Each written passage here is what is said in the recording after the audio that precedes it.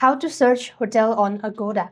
In order to search for hotel on Agoda, you need to make sure that you already have an Agoda account and open your Agoda app onto your device.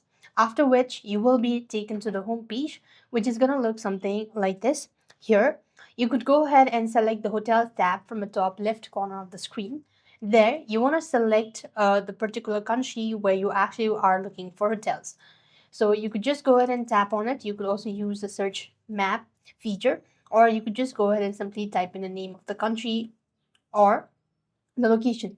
Next, you have to select the date and time, all that, and room for how many people. Maybe you just want one or two room, and you want to confirm. Tap OK.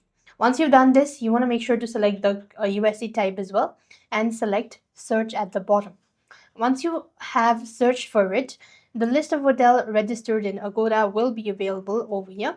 You could simply go ahead and tap open that up just like this, and you will be able to search for hotels on Agoda.